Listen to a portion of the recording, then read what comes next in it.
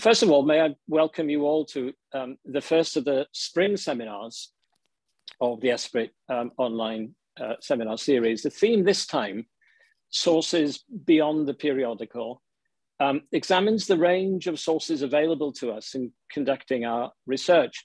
In the two seminars that follow this inaugural keynote, 4 terrific speakers will describe in greater detail how such a broader, more diverse range of sources, both printed and manuscript, elucidate issues and problems raised by their research into periodicals.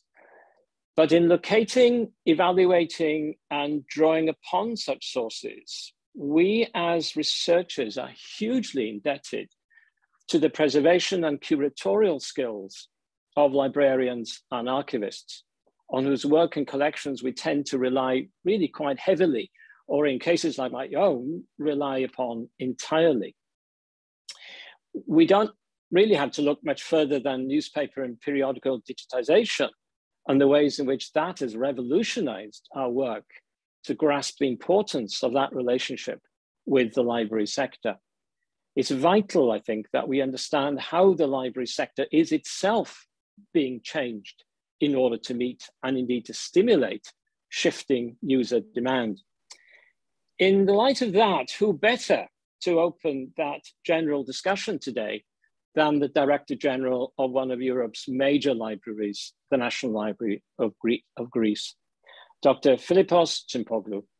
A graduate of the universities of Ionia and Athens in the 1980s and 1990s, he was part of a team that developed the National Hellenic Documentation Center, which established a national information system for Greece. From 1999 to 2014, he was director of the Library of the University of Cyprus, from where he spearheaded the Cyprus Libraries Consortium. He's been the National Librarian of Greece since 2014, and on taking up the post, he was charged with taking forward a transformative agenda that included the relocation of the National Library from its historic building on Panteion near Ammonia Square in central Athens to its exquisite new building in Calithea. ESPRit members who attended the 2019 ESPRit conference in Athens will, I'm sure, have wonderful memories of that remarkable new library building. And it was only through the great generosity of Dr. Tsimpoglou that we were able to hold the conference there at all. He also, as you may recall, addressed our conference, and so is already very familiar with the work done by our research community. In addition to the physical relocation of the National Library's collections, he was also charged with transforming the ways in which the library interacted with its users and the broader public within and beyond Greece. So we're very fortunate indeed to be able to welcome you here today, Filippos, to discuss these and other accomplishments and challenges, which involve, of course, inputs from both the library and archive sectors and those of us who depend upon them for our work. So, Filippos, Yassas, και θερμά σας καλωσορίζουμε. It's really good to see you again. And now it's my very great pleasure to hand the floor over to you. Thank you very much, Aled. Thank you very much, really, for the invitation and the honor that I feel by this invitation. I'll try to start apologizing that my presentation is not focusing on periodicals, but an extent to environments and new changes. But let's start. First of all, there is a convention for colors used and fonts. So words in blue means that are of Greek origin. Bold and italics are system thinking concepts. Blue, bold, and italics are both Greek origin and system concepts.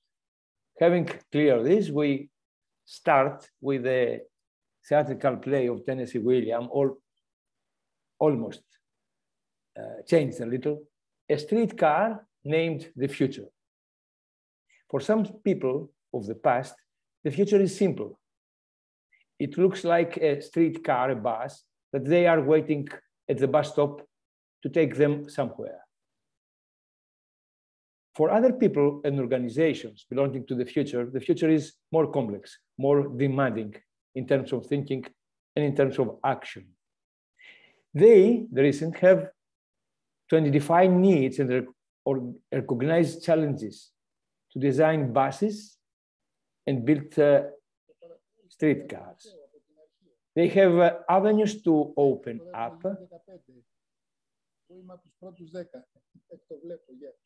Somebody is speaking in parallel with me. Could I ask all participants to mute their mics, please? Από τους πρώτους 10. They have avenues to open, stations to erect and stops to place, to train drivers, engineers, and even passengers, to organize routes. In other words, to transport to the future those that are waiting at the bus stop named the future. The object of the libraries for some people and organizations of the past, the object of the libraries was, is, and will be books, as we know them more than 5 centuries. For other people and organizations belonging to the future, the object of the libraries has been, is, and is likely to continue to be the dissemination of human thought in the form of organizing the contained information, engaging in the process of discovery, of learning, and of ever new knowledge. Libraries are compatible with historicity. By their nature, libraries of the 21st century, as in all periods and epochs, have memory.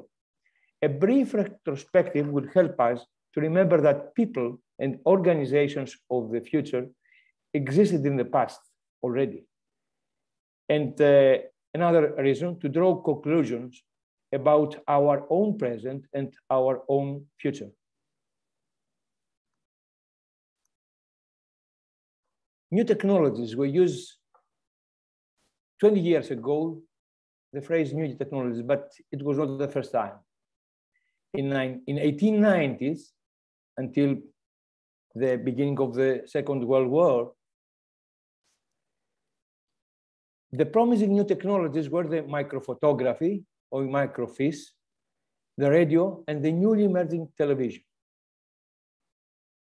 Paul Otterle, the inventor of UDC, Universal Decimal Classification System, in 1932, in his work, Treatise on Documentation, the book on books, theory and practice, combines elements that with today's technology, we could compare with virtual reality, with interactive TV, with remote access, hypertext and hyperlinks, information retrieval techniques, information technologies, search strategies, interconnected databases, database management systems, scholarly communication networks, multimedia, teleconference, and the modern concept of information dissemination, mainly.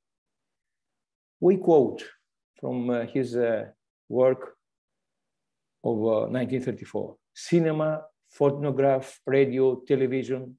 These tools that were considered as replacement for the book have in fact become the new book, the most powerful medium for the dissemination of human thought. With radio, not only will anyone be able to listen, but also to speak. With television, not only will anyone be able to see what is happening anywhere, but anyone will be able to see what they want from their own perspective and interest. From his armchair, anyone will be able to listen, watch, participate, even cheer, sing in a choir, add his voice of participation to those of everyone else. And continues 1 year later. A device unaffected by distance, combining radio, X-ray, cinema, and microphotography at the same time. All things in a universe and all human things will be recorded from a distance as soon as they are created, like this lecture. This is how the moving image of the world is created, its memory, the copy of its truth. But not only Paul Otlet. Schurmeyer narrates the future in 1935. What a revolution television could bring to information retrieval, and especially to libraries. Perhaps one day we will see our reading rooms deserted, and in their place a room without people, where books will be displayed, requested by telephone, not smart telephone, just telephone, and read by people in their homes on television. All these in the era of the new technologies called the microfilm and the microphotography. The journalists of the past were not linking in almost any period of societal and technological history. What was lacking were the adequate conditions and especially the appropriate technologies. The new information communication technologies bring this environment. Let's analyze the title. Expanding the services of the National Library of Greece to researchers, public library society, and next generations. National libraries. We will examine in the next slides the mission. We will see the National Library of Greece services and how these services are expanding from the main core of a traditional library to researchers, to public, to other libraries, to society generally, and to next generation. But all these will be done in a framework with system thinking. Let's start from the last, system thinking. Why methodology? Because we need the philosophical approach to all these changes. And we need the technical frame where these changes are happening. We need to understand the changing environment of the libraries, to recognize the characteristics of the digital information, to exploit ideas, forming a theory, and implementing practices. First of all, following the systems thinking orders, we have to declare the speaker's Weltanschauung, the worldview of the speakers. Who is talking? As Alan said, for my brief CV, but which is the interest are expressed, that are expressed and are represented. Okay, I'm an information scientist, a librarian, and I support the library's issues. My first degree in economics and the philosophical and the PhD in library information science. A continuous professional journey of almost 38 years. 16 years at the National Documentation Center, the National Hellenic Research Foundation here in Athens, in Greece. 14 years in the Library of Cyprus, the nouvelle empty schedules and plans, and the reality with people, full of people. And the National Library of Greece at Stavros Niarchos Foundation Cultural Center here in Faliro in Athens. Why systems thinking? Because during the previous 2 decades, the field of libraries faces a fluid and dynamic situation. The position of the libraries can be considered as being problematic or susceptible to improvements. The characteristics of the solutions are not known from the beginning, are not predetermined. Because of the complexity, we need system thinking on the relations between the factors that create, influence, subject, or possess, owns the problem. Because of the high degree of uncertainty due to the transitional character of the technological period that we cover, because of the discontinuities in things that we thought that was forever. These kind of issues and factors dictate an exploitation of methodological tools like system thinking. System thinking on libraries. Libraries and their collaborative schemas create hierarchies considered as open systems of purposeful human actions and interact with the subsystems of the environment in order to achieve their purpose. Need for reconsidering some critical issues concerning libraries. The purpose of the system that is called library. We have to specify emerging functions in order to fulfill the mission. Expanding the boundaries of the system called library. But what are the boundaries in a hybrid libraries like every library today? Where are the libraries, the boundaries at the libraries without walls? Changing environment of the system library. The emphasis I suggest to be given to the technological environment, to recognize interconnections, to identify feedback, and reassess the flows. Libraries are not dealing only with books or journals or periodicals. Libraries are dealing with recorded data, information, and knowledge derived from books or concerning books, journal, manuscripts, autographs, archives, bibliographies, maps, periodicals, newspapers, posters, databases, e-journals, e-books, web pages, oral history records, cinema movies, music discs, etc., etc., etc. Information is the object and the service that libraries are dealing with, not only books, not only journals. The pattern of the Library of Alexandria is it has the concentration of all the available written, printed, recorded knowledge in a single place does not correspond to the reality today, mainly because the plethora of the rate of development and the rate of the development of new information knowledge, and therefore the economic restrictions that these factors imply.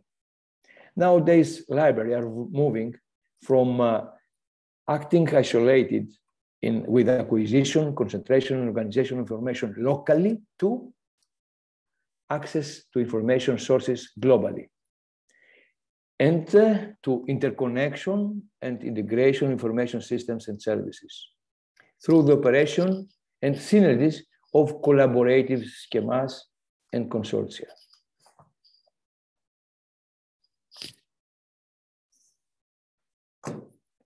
The future library resembles a component of the planetary mass grid of information sources. The evolution of information technologies impose the interdepartmental collaboration of the overstepping geographical and scientific border. Libraries acting as functionally autonomous entities within institutions give voluntarily a part of their relative autonomy in order to solve problems in a hierarchy of organizations, such as library networks or consortium, for the more effective fulfillment of their missions. Libraries in notion can be perceived as open system, which is influenced and affected by many subsystems of the environment. Libraries make use of technological tools that are available each period. Remember, handwriting, papyri, parchments, cylinders, papers, printed books, typewriters, cards, microfiche, microfilm, computers, network, electronic books, smartphone, everything. Information technology consists only one subsystem of those that are related with the mainly affect the libraries. During the previous centuries, dramatic changes took place to domains which are subsystems of the environment of the libraries. Political organization changed, society, economy, education, civilization, moral and ethical values have been changed. Knowledge and perception of the world have already changed. Those changes affected the character of the library. We have expansion of social groups of the users, user age, user interest, but they did not affect the nature and the way of the operation of the system library. At the degree and the extent that was affected by the diffusion and the introduction of the information and communication technology. Digital information is the new object that the library is dealing with. If so, we need to explore some of the unique, distinct characteristics of the notion information and of the notion digital information that characterize them as intangible, immaterial goods, different from other goods, commodities, or products. I'll try to pass 13 characteristics about information or informational entities, and then 17 more, just to read the titles. Communication dependency. Information needs communications. There is no communication. There is no information without communication.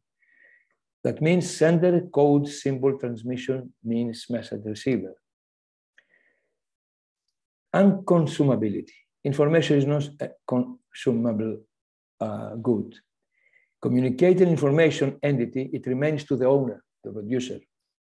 Offer an apple or a peer does not, remains to the owner. Uncompetitiveness. Because of two, unconsumability, in economic terms,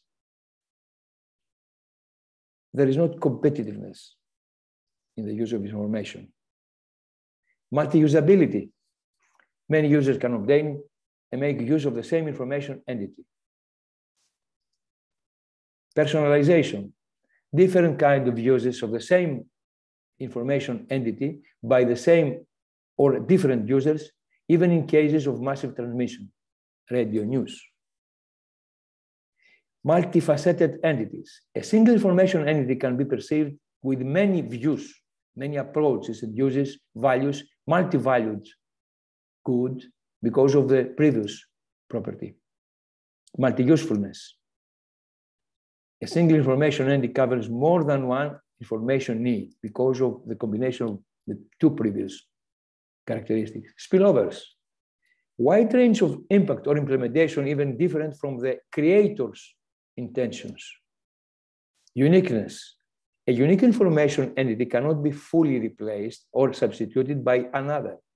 Apples, transport vehicles can be replaced by information concerning the dose of a certain pharmaceutical cannot.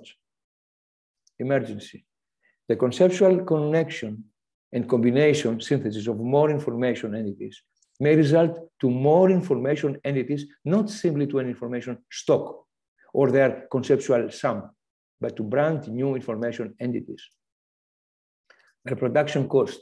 The reproduction or reconstruction cost of information is very low, is marginally low, because there is no scarcity of resources. The value-added susceptibility.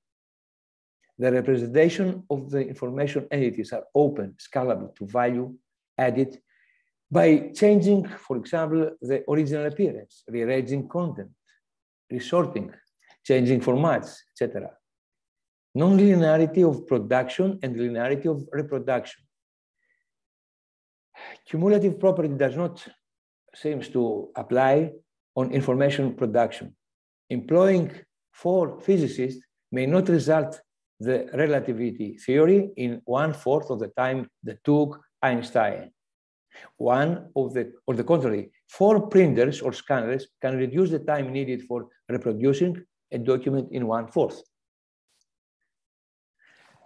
Just take a breath. This is the old historical headquarters of the National Library of Greece in the center of Athens, and we continue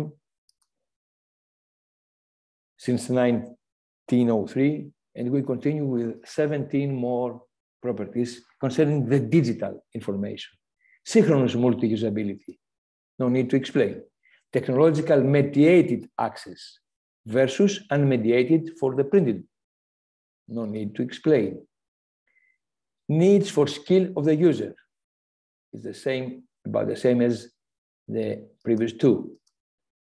17th. Release from spatiotemporal restrictions, no need for spatial and temporal proximity of user and information, availability from here and now to wherever and whenever. Conversion of means. Concerning network digital information, once digitized, different types of content and carriers, means, manuscripts, printed text, books, etc., maps, plans, messages, photographs, TV broadcasts, theatrical plays, are all expressed in 1 and 0 sequences and are available through a single device considered by the user because it is a digital object. Continuous versus interrupted periodical information flow. Compare news sites versus newspapers, e-journals versus printed issues of printed periodicals. Continuous update and new findings are possible every moment. Group of homogeneous units and finite set of information entities. Perhaps there is not the sense of volume or even issue in this new environment of the digital information and network information. Fixed articles in issues of a journal versus digital sets created by users according to their needs.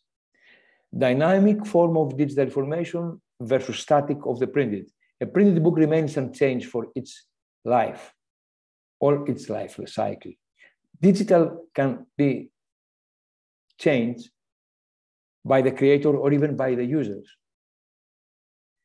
Natural proximity versus distance between metadata and content. In organized printed information entities, library collections, the catalog is a distinct entity, not directly connected with the information means, books, even it is only 2 or 3 meters away from the books.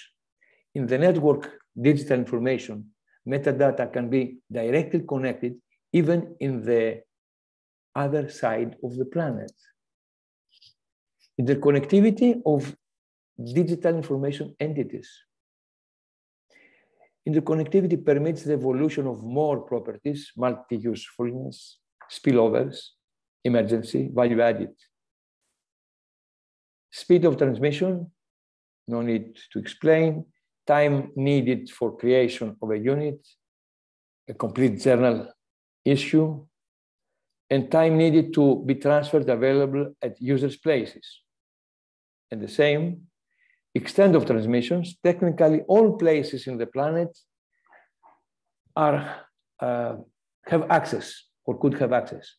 This is valid even for locally addressed information entities. 26, direction of moving users to information. Users to information or information to users. Uniformity versus personalization or presentation of information. Uniformity is kept in printed information among all items, copies of printed information, books are the same for all users. In digital environment, personalization is possible concerning presentation, layout, morphological changes, selection of entities in different ways for every user. Don't forget the blind people. They can make use of this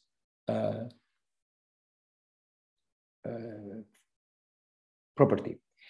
28th, variety of incompatibility of formats.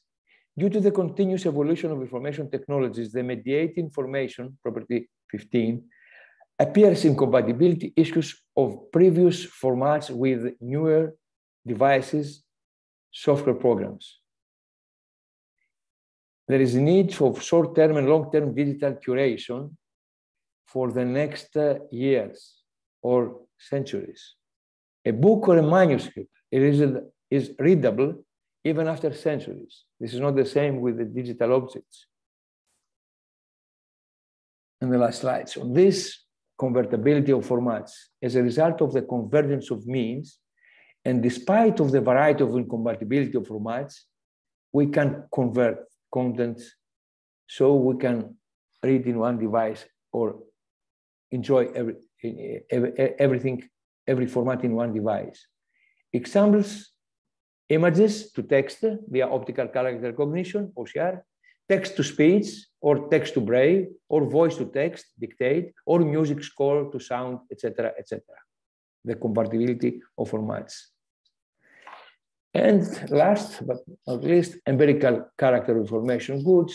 Assessing the value of information requires the usage and the familiarization of the user with the content.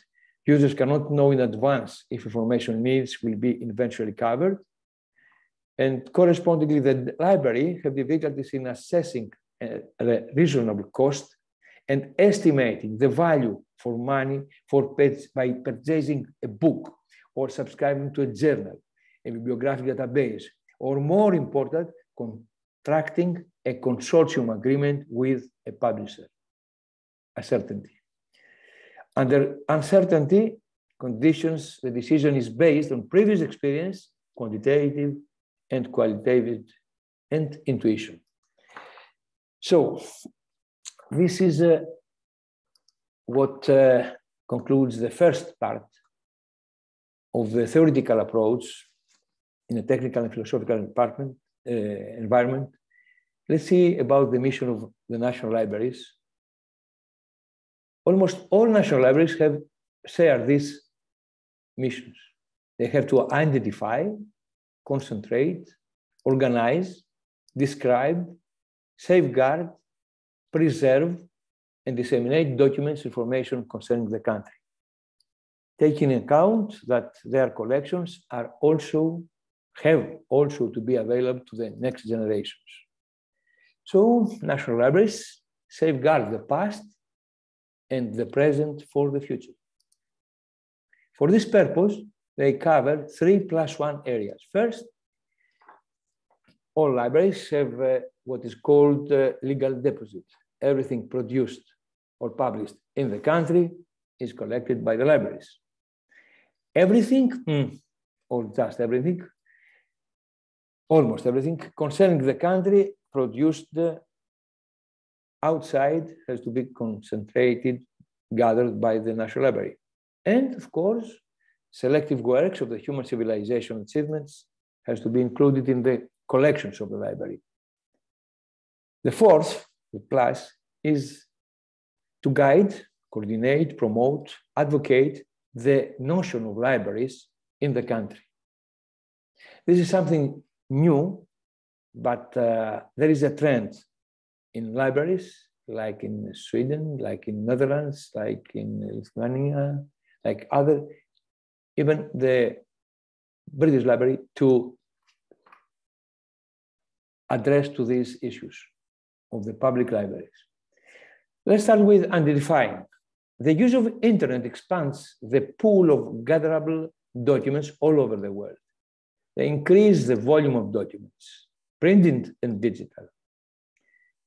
Internet archive is something new. Web crawling and web harvesting, something new for the library.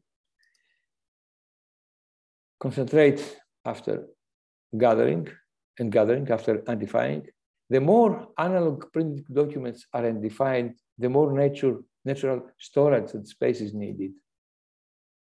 All new libraries building are larger than the previous ones that they replace. The more digital documents are identified, the more computer storage and space is needed. I pass through the next. Collection not only in cells, but also in repositories, databases, and platforms. Need of a collaborative master union catalog inside of an isolated library catalog. Describe and interconnect with related works from AA, Anglo-American catalog rules, to FRBR and RDA, standalone authority files just online static, or as linked open data, enriching and exploiting the semantic web. Internet archive, use of artificial intelligence in order to identify and index the collected internet archive. Each single library alone or all coordinated by the National Library. Safeguard, not all the conventional analog paper documents are yet safe and distraction-free, saving through coordinated digitization, keeping safe through digitization, but for how long? For 8, 12, 20, or 40 years? Safeguarding also intellectual property rights, copyright provision for leak-proof and practices, mechanisms, and techniques, collaboration with the publishers. Preserve digital curation is needed for long-term preservation, needs for multi-data centers, need also for continuous digital object file checking. National Library of Greece, the third part of my presentation, established in 1832, simultaneously with the Greek state, the modern Greek state, 600,000 records in the catalog, very small number, I have to admit, for the perception of the Greek civilization, but more than 1.5 million volumes. E-documents, more than 30 million e-documents, 100,000 old books, 20,000 rare books, 5,431 manuscripts, codices. Something less than 1,000 of them are already digitized, and archival units. And 12,000 journals printed, 3,500 newspapers. Personnel, 35 specialties, 86 permanent, 72 secondments from the education, in 4 buildings of 30,000 total square kilometers. Some pictures. The conservation department of NLG, conservation department, neutron generator in practice, the box making machine, the digitization lab, key numbers. I have to pass this quickly because it was repeated. Restarted the new building after the donation of Stavros Niarchos Foundation to the Cultural Center in 2017.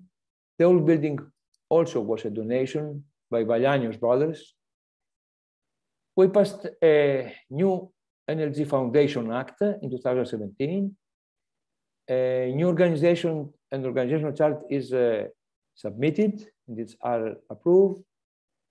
And the 5-year development strategic plan is already composed. That includes 3 pillars, 7 actions, and 122 projects. We have already established the National Hellenic Library Network 7 years ago. A learning department within the library for what we call wide public. Open access, one of the ethical and moral dimensions. Unified information, the other dimension, and personalization, fulfillment of individual information is other access, because there is not such a thing called average user. And collaboration is a tool, because syncretism, learning from the others, absorption, turn empirical evidences into theory and practice is a Hellenic characteristic.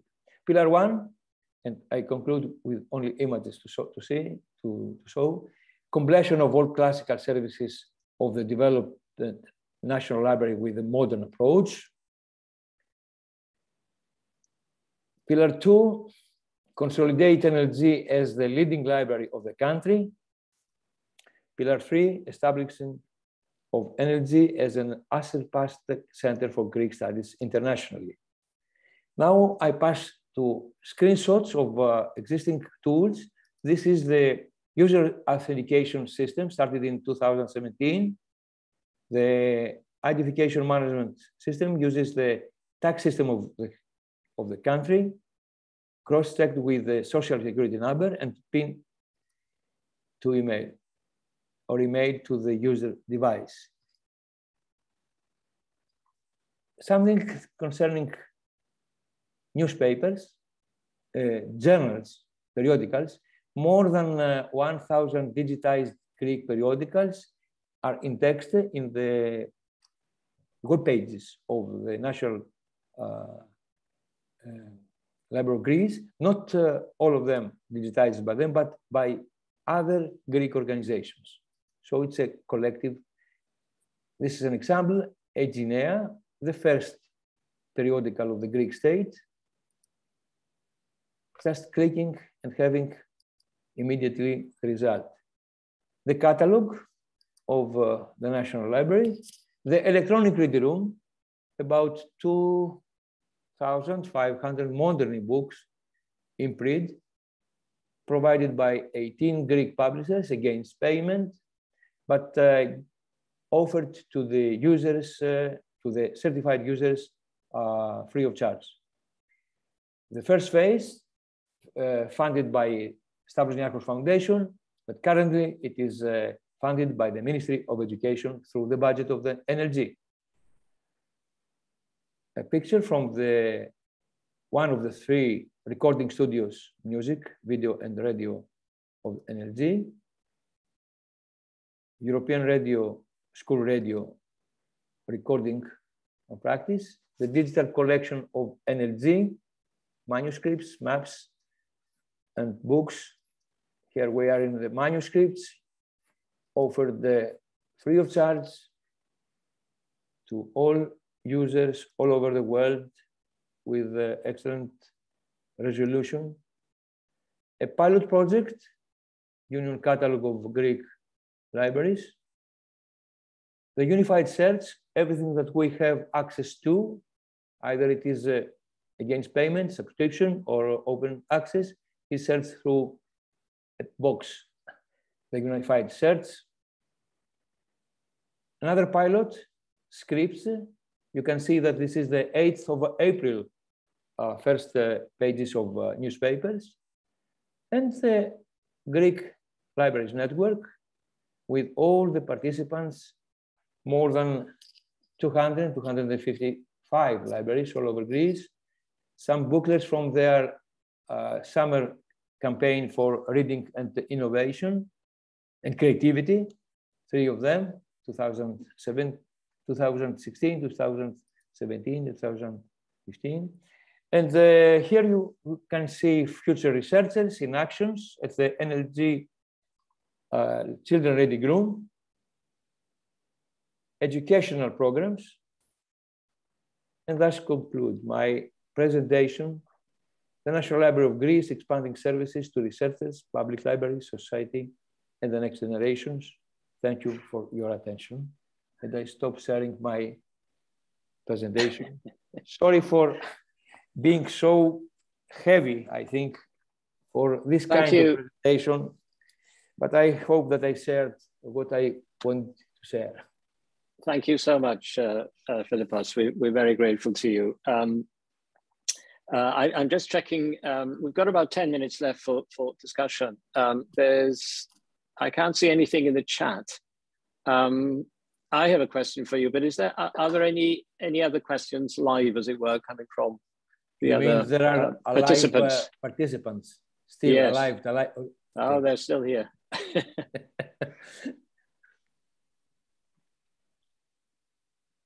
I can follow also the chat. We have one in the chat, yes. This is from Eula Kutupanagu. Given the library's great interest in preserving and making available to researchers and the general public the richness of its archives, would you like to tell us how it has addressed the issue of periodical archives it holds? What does it intend to do for the periodical archives still in the library repositories? Do you want to handle that one? Okay. I displayed the numbers of the periodicals that we have. They started from almost the 18th century, so the 19th century. First, we complete and we check the old recordings in the cardex, and we pass it to the electronic catalog. This is an old issue, an old task, but it is mandatory to be done. So we first things first, we catalog them, we describe them, and then we start collecting from others that have already digitized to present them. This meeting is being recorded. In a uniform way. So it will take time to digitize all this vast majority, but it will also take time to exploit the content, not through picture on the screen, but text searchable on the keyboard of the user. Thank you. Are there any other questions in relation to that, or indeed any other part of the presentation? Whilst you're thinking, can I ask a question, Filippos? The streetcar that you're driving will stop, I hope, at a bus stop containing historians like ourselves. And I suspect the sign above that bus stop would be digitization. And libraries are not only information systems, but you apply technologies that facilitate ways of understanding, reading, accessing that information. And you went through some, well, those from the 1890s through microphotography right through to the digital.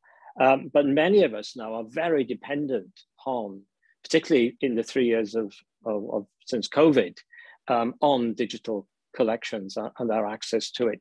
Do you have any sense how our access to digital material will develop in future? I mean, the huge strides have been made in semantic mining, in searching and comparing and bringing bits together across different kinds of digital material. Do you have any sense of how that might develop further in the future?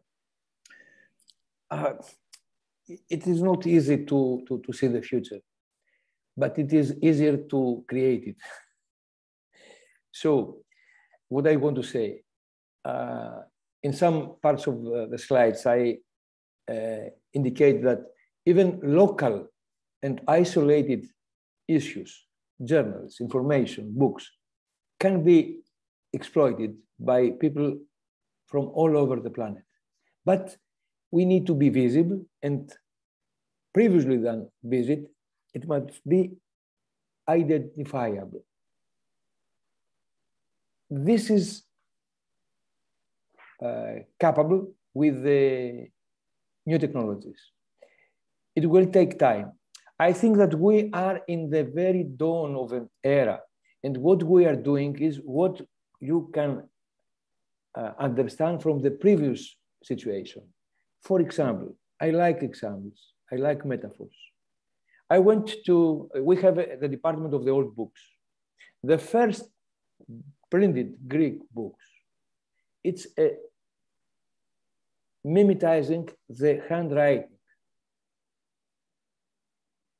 Why? Because this is the way that we read. Years later, centuries later, the fonts have been changed, the characters have been changed. It's a simple example. Now, what we see, it's a piece of paper on the screen, and we read. But this is the very beginning. It's moving from the environment and the tradition that we carry, that we live, to another era. It is not only the picture, it is the text, it is the notion, it is the connectivity with the ideas, with the chronologies, with the names, with everything, with all these we call in the library field authorities, authority files. The interconnection is the king, not the content. Odlisdo. So thanks. This is what I think that the future will continue. We have MEI, we have TEI, Text Encoding Initiative. A simple text, a markup language. Within the text, there are marks that both the machine can distinguish as if it was values in fields of database, but also the human can read. But this is identifiable. Searching, you can find it and you can exploit it.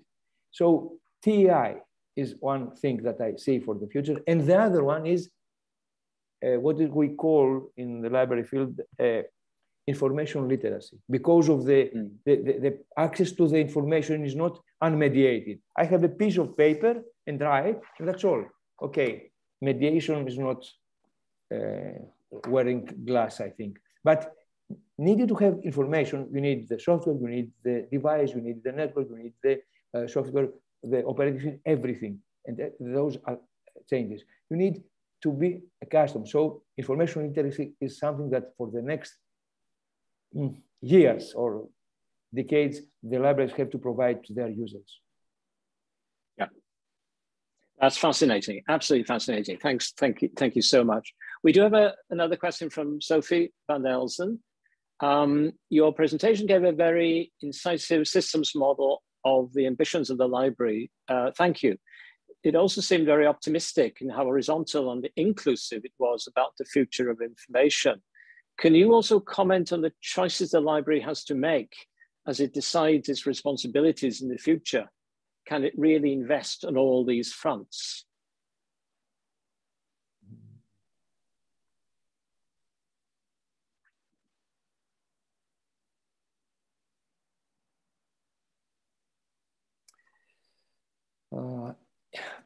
I don't know if the libraries can, but if the libraries have to do it.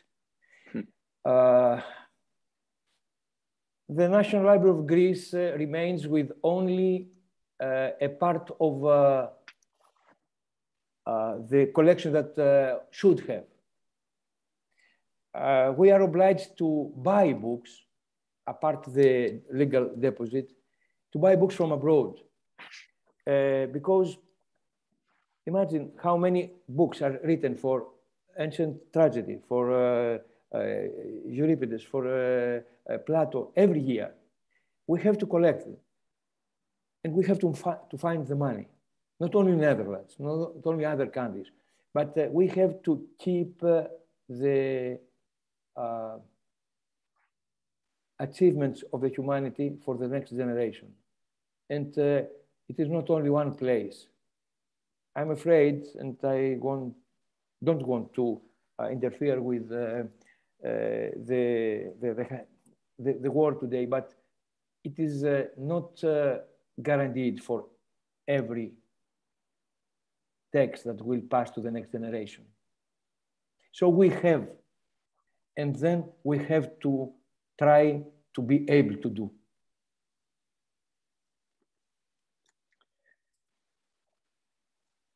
I've just finished reading and reviewing Richard Avenden's book about knowledge under attack and the dangers that collections of information like yours hold. Though it's quite optimistic in the end, I mean, nonetheless, great damage can be done to libraries in all sorts of ways. But the point he makes is that libraries measure time in terms of centuries, which I think is quite a nice way of thinking about it. In terms that this is a the bus that you're driving is going a long way, isn't it, Filippos? So we're all part. I think something else has popped up in the chat. I'm just going to check that now. Oh, it's Sophie.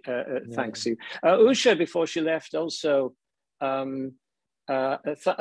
thanks you for a very insightful presentation. I'm curious to know more about how other libraries, for instance, in the Netherlands, approach these matters. So thank you very much. I think you raised some really important issues, today. I think that we have to learn from the Netherlands library. We are in collaboration in the frame of the Conference of European National Librarians. We meet each other and we exchange, and we have to learn a lot, I believe. And it is not only a compliment. I know that we have to learn a lot of them. Perhaps we can offer some experience, but mainly the Netherlands have their focus now also on the public libraries. Yeah. They believe that they cannot fulfill their mission if they are not include the operation of the future of the public libraries in their mission. Exactly.